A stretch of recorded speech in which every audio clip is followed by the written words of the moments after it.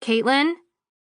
I was full-on yelling now and still getting nothing, not even a peep from the bedroom. I grabbed the door handle with both hands and jiggled it frantically. Then I was falling into the room, the door swinging open and slamming into the wall. The window was wide open, screen and all. The curtains billowed gently, and the room was empty. The blood rushing to my head sounded like a freeway in my ears, and the floor tilted under my feet. It was like everything was spinning.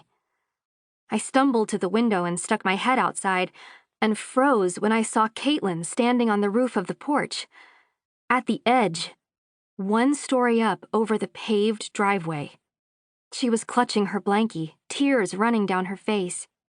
"Mesme! Mesme!" she yelled when she saw me, and my heart stopped as she started to take a step forward and wobbled. "Caitlin, don't move!" I yelled as calmly as I could. "It's okay. I'm coming to get you. Just stay right there." I hated heights. I couldn't even stand on a chair without getting dizzy, but I hauled myself through the window and out onto the roof. Carefully, on my hands and knees, I crawled toward her, telling myself not to look down.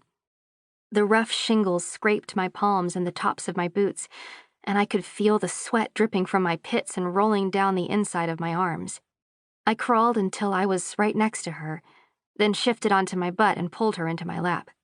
She had snot streaking her face, and she buried it into my neck with a sob. "The man, Mesme," she burbled. "He not nice. He not nice at all." It made me shiver. A man? What was she talking about? "It's okay, honey. Don't be scared, Booker," I said, rubbing the back of her head and using every nickname I'd ever called her. "Pumpkin, you just had a nightmare, that's all.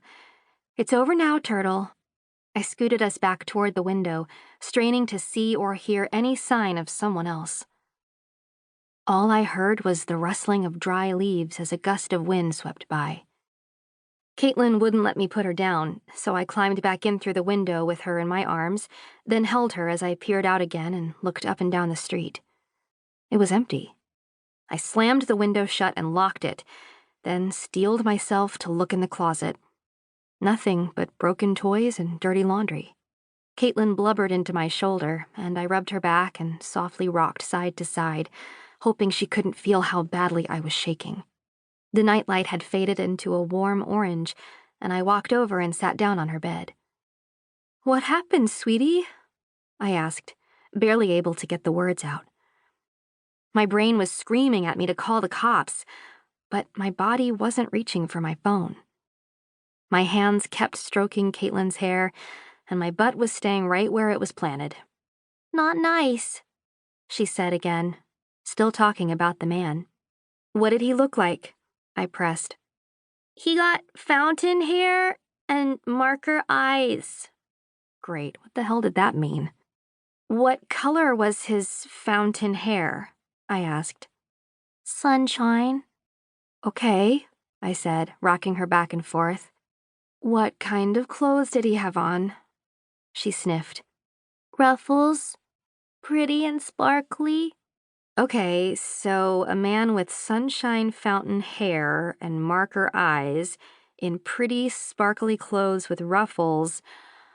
Oh my God, she was describing David Bowie from Labyrinth. I was so relieved I almost laughed. "Did he have a pretty bubble too?" I asked. She nodded again. My heart slowed. "Does Mama let you watch movies?" "I like movies," she said. "I know you do, kitten." My knees seemed like they could hold weight again, so I stood up and turned to put Caitlin back to bed. It sounded just like Sharon to let Caitlin watch movies that were way too old for her. But hey, I was only 17. Who was I to neg on someone's parenting? "How did you get out on the roof, tiny girl?" I asked. "I didn't do it, Mesme," she said, and I sighed. I'd heard those exact words just a few hours earlier when I'd confronted her about her hallway art. "Okay," I said. "Just don't ever not do it again, all right? That was very dangerous." I pulled the covers up to her chin and pulled out Goodnight Moon again. This was going to be a long night.